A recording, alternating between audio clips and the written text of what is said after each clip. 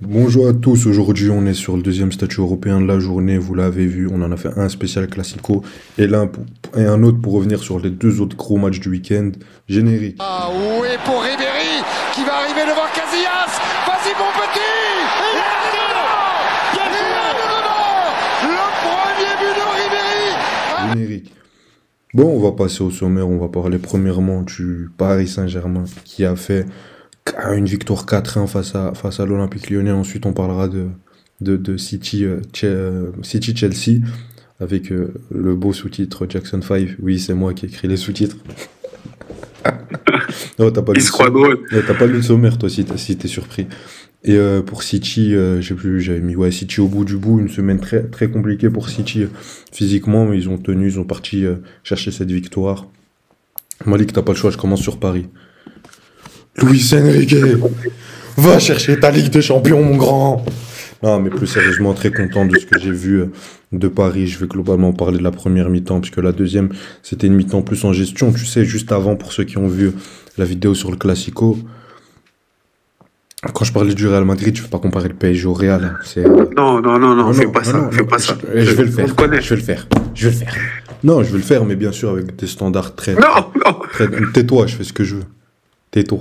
Non, Il a dit, je vais le faire, moi, avec. Non, ne le fais pas. je le Le fais fais. pas. Je le fais. Celui qui est pas content, qui vient me le dire en face. Non, je rigole. Non, mais plus sérieusement avec des standards différents. Mais quand je parlais de données de performance et de l'aspect mental, physique et technique, le PSG a son niveau qui est loin de celui du Real. Faut être humble. Est à son prime par rapport à son niveau en se comparant à soi-même, à son projet. On a des années-lumière du projet du Real Madrid, mais en tout cas par rapport au projet du PSG, l'évolution technique, tactique de Luis Enrique sur la saison, c'est incroyable. Merci Lucho pour les travaux générés, parce que je me compare au Real Madrid, pas sur le niveau des équipes, mais sur le fait que tu arrives au bout d'une saison où tu vois que mentalement, tu es meilleur que jamais. Techniquement, tactiquement, t'as passé un cap. Les verrous des défenses basses, t'arrives de plus en plus à les gérer. On l'a vu en première période, sur la période de temps fort de Lyon, t'as très bien su gérer. En contre, t'as su les tuer. On voit de meilleures choses. Là, t'as tenté un double pivot. Warren Zaïre Emery, Vitinha, je pensais qu'on allait prendre l'eau. Honnêtement, j'étais agréablement surpris. Gonzalo Ramos, qui monte en puissance sur cette deuxième partie de saison. Colomwani qui rêve de faire un feat avec Nino. Asensio qui est toujours utile. Un Barcola qui fait son match encore une fois, qui monte en puissance. Même s'il manque d'efficacité, je pense qu'avec ce match, le match de Gonzalo Ramos, ça te rajoute une cartouche supplémentaire pour le match face à Dortmund. Donc honnêtement, très très content de ce Paris Saint-Germain-là. Et surtout de l'adaptation tactique. Là, tu repasses avec une défense où tu as trois défenseurs qui restent, Marquinhos qui enchaîne, qui a repris une pleine confiance mentale. Le mec a passé un cap, je pense même dans sa vie, ça va un peu mieux. Il a fait une demande de mariage à... La pute. Non, on se calme. Beraldo qui aussi a fait son match, même si défensivement, de temps en temps, ça m'inquiète, mais honnêtement content de ce Paris Saint-Germain-là. Je suis désolé, on va pas vraiment parler de Lyon, mais voilà pour le Paris Saint-Germain. Est-ce que Malik, ce PSG t'a rassuré avant, Non, à une semaine de Dortmund? Non, moi, il m'a même impressionné, si j'abuse des termes. On en avait parlé dans les pronostics Caillou. Je te disais, je voyais un match nul. Je me disais que Lyon allait peut-être plus vouloir ce match que vous, même si vous allez juste vouloir mettre un coup psychologique avant la finale de Coupe de France à jouer. Mais vous étiez tellement loin au classement que ce match, si vous allez bien sûr le prendre au sérieux, bien sûr le jouer pour le gagner, mais que voilà, vous allez pas vouloir mettre une démonstration, alors que là, ça a été tout le contraire. Et je pense que c'est l'une de vos forces cette saison, c'est que Luis Enrique, sur chaque match, il essaie quelque chose. Sur chaque match, je ne dis pas qu'il a essayé quelque chose de nouveau forcément par rapport aux autres semaines, mais ce que je veux dire, c'est que chaque match, il est très attentif par rapport à la performance. Il ne se contente pas juste de par exemple, gagner un match, prendre les 3 points, comme tu avais pu le reprocher à Christophe Galtier l'année passée, sans proposer forcément de fond de jeu, mais vas-y, se satisfaire juste de prendre les 3 points, comme si il coachait encore Lille ou bien Saint-Etienne à l'époque encore. Non, Luis Enrique, il a cette attention du détail, et je pense que c'est pour ça qu'il fait partie des top coachs en Europe. Il y avait dans l'une de nos dernières vidéos justement sur le PSG, le débrief sur le Barça PSG, où un critiquait le fait qu'il y avait trop une hype justement autour du coach. Mais non, je pense vraiment que Luis Enrique, il fait passer un cap à ce Paris Saint-Germain. Il fait croire le groupe. Le groupe croit au projet, le groupe croit en eux, le groupe croit que personne, entre guillemets, peuvent les arrêter et que tant qu'ils jouent à leur meilleur niveau, ben, de belles choses peuvent arriver. Et on a un Paris Saint-Germain qui est pas loin d'un triplé, Ayoub. Qui peut rêver d'un triplé. Et ça fait combien de temps que... Enfin, je dis pas que ça fait 10 000 années, mais tu vois ce que je veux dire, dans le sens où est-ce qu'il y a une période où tu étais vraiment dit, le Paris Saint-Germain, on va faire le triplé? Non. À part en 2020 que vous êtes allé en finale, peut-être. Parce que je pense que vous êtes... Même parce que la Coupe de France, je pense, elle a annulé cette saison-là. Ouais, tu vois, donc Je pense. moi je me souviens pas d'un Paris qui était en mode treble, comme Non, City je limite dis la l'année même passée. Donken contre Saint-Etienne. Ouais, c'est vrai. Ok. Mais après, comme Donc c'était vous une êtes... saison Covid, c'était pas la même chose. Tu vois, c'était pas en cours de Ouais, saison. voilà. C'était coupé. Je pense. C'était pas la même sensation. Mais non, clairement, moi, j'ai pas de souvenir d'un Paris qui est en mode treble, comme City l'année dernière. Peut-être que bientôt, vous aussi, vous allez sortir votre documentaire. Et moi, juste la petite note positive, c'est Barcola. Barcola, je trouve qu'il fait une saison incroyable. Sa deuxième partie de saison avec le Paris Saint-Germain, c'est tout simplement propre. Le match contre le Barça, sa première mi-temps, pour moi, c'était les meilleurs joueurs sur le terrain. Il pouvait même être élu homme du match à la place de Dembélé, qui sait. Donc non, Barcola, j'adore et je sens que même il progresse, je sens que Luis Enrique le fait progresser, le fait de plus en plus confiance et j'ai hâte que l'année prochaine vous construisez, limite pas vous construisez autour de lui, mais qui prenne en puissance avec un Xavi Simons qui va venir aussi dans l'effectif. Donc franchement j'ai hâte de voir l'évolution de Barcola sous ce Luis Enrique. Mais Malik, moi, j'ai pas envie de trop tarder sur le PSG, mais est-ce que le PSG aujourd'hui n'a pas déjà réussi sa saison? Tu te rappelles de ce qu'on disait? On voulait une Ligue 1 avec la manière. Bon, on n'a pas eu un PSG qui écrase tous ses matchs, mais on avait un PSG avec un Luis Enrique qui a beaucoup travaillé, qui a beaucoup fait progresser ses joueurs, qui a fait progresser son équipe tactiquement, techniquement, dans tous les aspects. Et tout ça s'est passé par le football. C'est pour ça qu'à chaque fois, peut-être je suis chiant, je dis oui, le foot, lui, il fait que défendre. Ben, parce qu'on voit que la plupart du temps, je pense que dans la majorité des cas, quand un entraîneur fait tout passer par le football, c'est là que ça réussit. On le voit sur les derniers exemples contemporains. Et c'est encore le cas pour le Paris Saint-Germain aujourd'hui. Pour moi, le PSG, tu sais, à la base, on avait établi quoi comme critère? Ça pour la Ligue 1, récupérer la Coupe de France, parce que ça fait 2 ans que tu l'as pas. Tu as perdu une finale face à Rennes, l'année passée, tu perds face à l'OM, ok, face à l'OM d'Éric Tudor. Et là, on la voulait, on est en finale contre Lyon, faut le faire. Et de l'autre côté, tu as été en demi-finale de Ligue des Champions. Bon, tu vas me dire, tu as eu la Real Sociedad, ok, d'accord, fallait le faire. Parce qu'on connaît le PSG, tu peux perdre contre n'importe quelle équipe en double confrontation directe. On a gagné les 2 matchs, avec une maîtrise, surtout sur le deuxième match, où on voit que le PSG avait appris du match aller. Le PSG, sur l'RQSI, n'avait jamais renversé un match en Ligue des Champions. Tu l'as fait face au Barça, qui t'a ridiculisé chez toi à l'aller. Ridiculisé, c'est un grand mot, mais qui t'a battu 3-2 chez toi. Pour moi, le PSG fait une grande saison. Maintenant, pourquoi on se permet de rêver? Parce qu'on n'a pas le Real en demi, parce qu'on n'a pas City en demi. On a Dortmund. Mais justement, Ayoub, sur ça... On a Dortmund qui fait un grand parcours en Ligue des Champions, mais qui est de l'autre côté, 5e de Bundesliga. Ayoub, juste sur ça, parce que ça continue sur l'argument que tu as, est-ce que c'est pas déjà une saison réussie, etc. Tu penses quoi si, même si je sais que tu ne vois pas cette éventualité, tu ne veux pas penser à cette éventualité, une sortie contre Dortmund? Quoi, c'est une déception, on est vraiment énervé, c'est pas grave, on arrive en demi, bravo.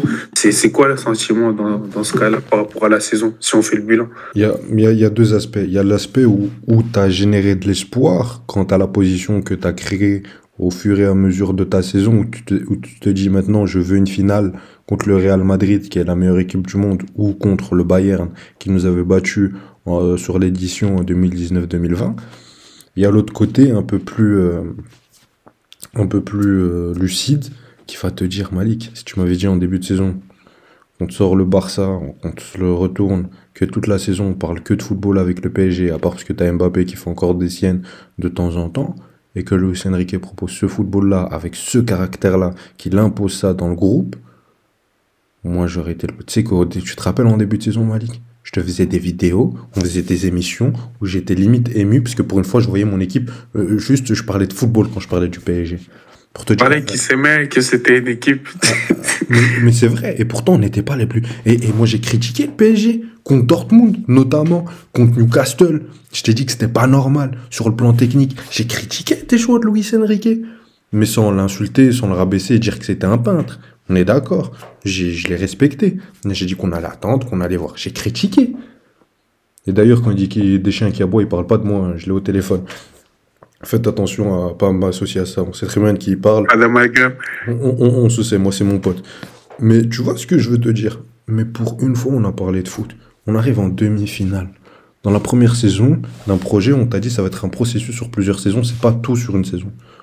Le mec, il t'a fait évoluer l'équipe mentalement. Et il t'a pas fait évoluer une équipe mentalement comme le Real où les mecs, c'est déjà des champions dans leur tête.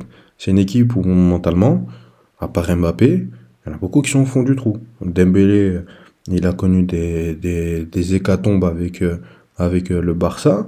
Je te parle des grands joueurs. Hein. Hakimi, il n'a pas connu de très haut niveau en Ligue des Champions. Et l'année passée avec le PSG, il fait pas une bonne saison. Marquinhos, il était au fond du trou. Donnarumma, je sais pas si c'est mieux. Le seul, c'est Mbappé. Et tous ces mecs-là, t'as vu Hakimi aujourd'hui? Son match en tant que latéral droit? T'as vu son match face au Barça? T'as vu Marquinhos face au Barça? Pour moi, c'est déjà une victoire. Mais après, bien sûr que maintenant, il y a de l'espoir et on veut plus. On veut une finale. Et après, sur une finale, on verra. C'est un match. Tout peut se réaliser.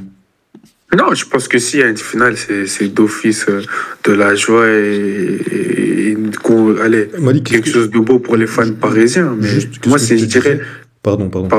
Non, moi, je pense que ce serait juste la défaite contre Dortmund, ça gâcherait justement l'espoir que vous dites, purée, on était juste à basser Dortmund pour jouer une finale contre le Real Madrid ou le Bayern. Je pense que c'est ça qui vous ferait le plus mal si ça arrive. Tu vois, bien sûr. C'est ça qui serait dommage. Mais bien sûr que ça fera mal. Mais Malik, si je t'avais dit, est-ce que le PSG fait ça, c'est une saison réussie ou pas, t'aurais dit quoi?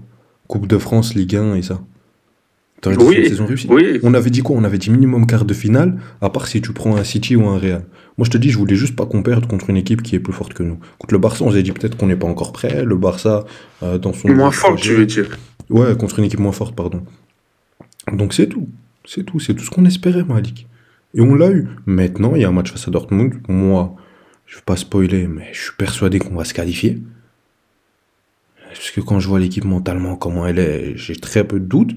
Mais si jamais il y a un drame, et que le drame, il est basé sur du football, qu'on a été battu tactiquement, que Jadon Sancho a fait le match de sa carrière, que Mbappé s'est raté, ben ou Colomani, je critiquerai les joueurs, je critiquerai la tactique, ou en tout cas j'analyserai, et je féliciterai ces messieurs. C'est tout. Je sais pas si tu veux en rajouter ou si on peut passer à ton club à toi. Non, pas grand chose. Juste j'espère que Lyon vous battra en Coupe de France. Quoi? On parle de Nicolas Jackson, vas-y, parle-nous de City Chelsea. Oh là. Je me sens obligé par Ayoub de devoir parler de ce match qui me fait énormément mal. Parce que voilà, ceux qui suivent la chaîne depuis un moment savent que je suis fan de Chelsea. Et je vous avoue que j'ai rarement vu, pour aller dans l'historique avant de rentrer sur le match complètement, excusez-moi d'être un peu émotionnel. Mais non, parce qu'Ayoub, tu rigoles, mais je suis très sérieux, j'ai vraiment mal. C'est dans ces moments-là que je me rends compte à quel point j'aime ce club. C'est dans ces moments-là que je me rends compte à quel point j'aime ce club. Quand on dit que c'est vraiment dans les moments durs où tu te rends compte que tu aimes quelque chose, c'est réel. J'aime réellement ce club et j'ai rarement vu ce club faire 2 saisons de suite, depuis que je suis né. Faire 2 saisons de suite sans prendre de trophée, c'est encore une saison blanche. La défaite contre Liverpool en finale m'avait déjà fait mal. On va pas revenir sur l'aspect que voilà, on a perdu notre président, il y a eu des achats, il y a eu une direction sportive, un projet sportif qui ne met pas du tout le monde d'accord, des achats exorbitants, Chelsea, bla, bref, je vais pas rentrer dans ça, je vais rester sur l'aspect des compétitions sur la saison. Une saison en première ligue très décevante. On est dans le milieu de tableau, on est resté 10e pendant 4 mois. Pendant 4 mois, qu'on gagnait ou qu'on perdait, on est 10e. On est 10e, ça change. Maintenant, on est remonté à la 9e place. Mais voilà, c'est une saison qui n'est pas acceptable vu les coups qui ont été mis sur ce club et vu la stature qu'a ce club normalement. Maintenant, il y a une finale de coupe en FA Cup contre Liverpool. On perd dans un superbe match, on a loupé des occasions, Liverpool gagne, bravo, c'est le football. Mais pourquoi cette demi-finale perdue contre City me fait mal à Youb? De un, parce que c'était notre seule occasion d'avoir un trophée cette saison.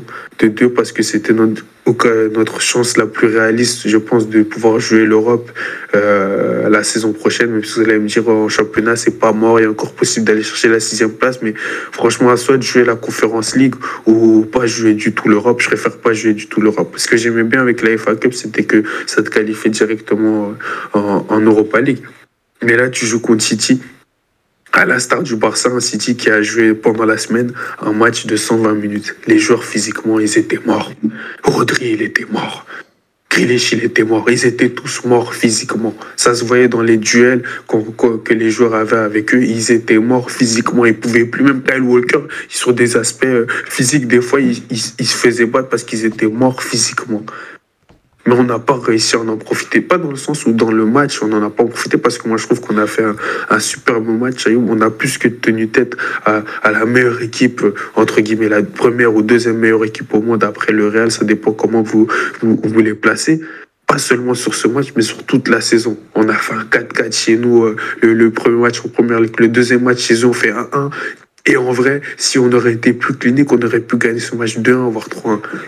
Mais ce match, je suis juste dégoûté parce qu'on s'est créé au bout, je crois au début de la deuxième mi-temps, ça devait être quoi, la 54e, 55e à Ayoub. On avait, je pense, 6 tirs cadrés. City, ils en avaient 0. Ils avaient par moments le ballon, mais c'était super partagé ce match. Mais c'était surtout Chelsea qui s'était créé des occasions super dangereuses. Mais pas juste des occasions dangereuses. Des occasions où, tac, ça fait des ressorties. L'attaquant se retrouve en 1 contre 1 face au but. Il se loupe. Il loupe des occasions qu'à ce niveau, on ne peut pas louper. C'est pour ça que moi, sur ce match, tu vas me dire, dans le football, on gagne ensemble, on perd ensemble. C'est le discours des coachs, c'est le discours que les coachs aiment dire. Et c'est quelque chose qu'on aime dans les sports collectifs. C'est que justement, on gagne ensemble et on perd ensemble. Tu ne peux pas gagner tout seul dans un sport collectif. Tu gagnes en équipe, peu importe le rôle et le degré d'impact qu'a eu un joueur ou un autre dans le match. Mais sur ce match, Ayoub, je ne mets qu'un responsable, et c'est Nicolas Jackson. Il nous a tués, pour moi, sur ce match. Il a 3 occasions, voire 4 occasions, qui peut tout simplement pas rater à ce niveau. Parce qu'à la fin de la journée, tu joues contre City. Et si tu continues à rester sur un 0-0, tu laisses City être là dans le match sans jouer leur meilleur football. Ils auront un moment, ils se créeront quand même une occasion dangereuse. Et avec la défense que tu as à Chelsea, où tu n'es pas du tout la meilleure défense de Première Ligue, tu risques d'encaisser. Et c'est ce qui s'est passé. C'est ce qui s'est passé sur l'entrée de Jérémy Doku qui a fait toute une différence pour City parce que voilà, Grealish, il amenait clairement pas ce jus.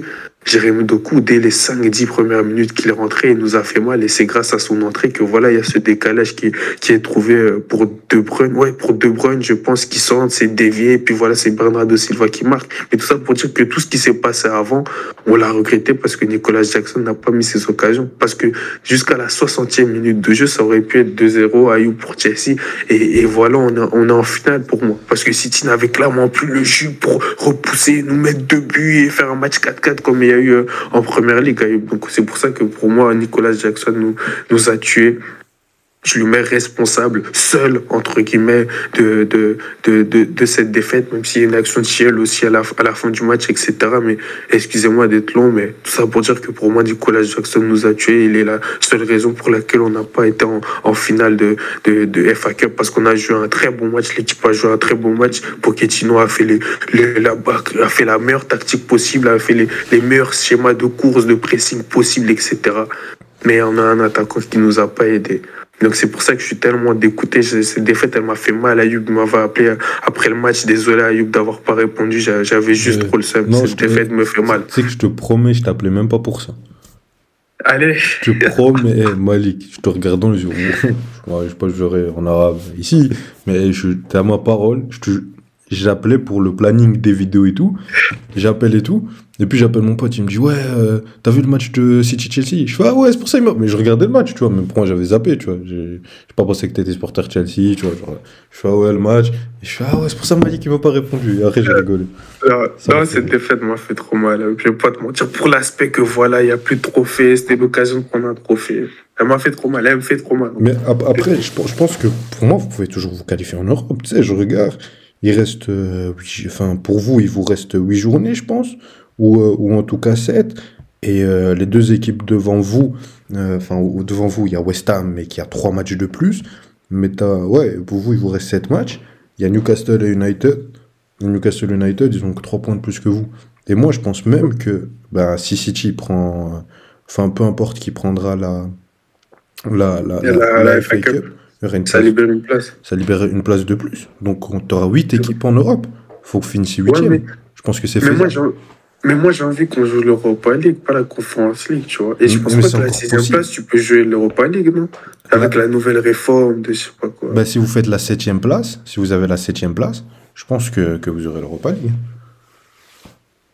Ou alors une place de plus en conférence, je sais pas, mais ça reste l'Europe, tu vois. Et pour un effectif jeune de Chelsea, je pense que les deux seront enrichissants. En tout cas, moi, plus sérieusement sur le match, t'as été complet. Tu vois, quand t'es comme ça, quand t'es dégoûté, tu sais, moi je t'ai dit je suis heureux, mais parce que t'es le meilleur. Vraiment, tu me mets une claque. T'es un monstre quand t'es dépité. Donc, et en plus, moi, ça me fait rire. Donc, c'est une aubaine. Non, mais plus sérieusement, ouais, Chelsea, t'as tout dit, moi. Est-ce que t'as le souvenir de cette saison d'une autre équipe que Chelsea qui a mis autant de mal à Manchester City? Moi, j'ai peut-être le Real Madrid, Liverpool dans certaines séquences. Vous avez fait un 4-4 stratosphérique, peut-être l'un des plus beaux matchs cette saison. Contre eux, et sur le retour, vous avez mis 1-1.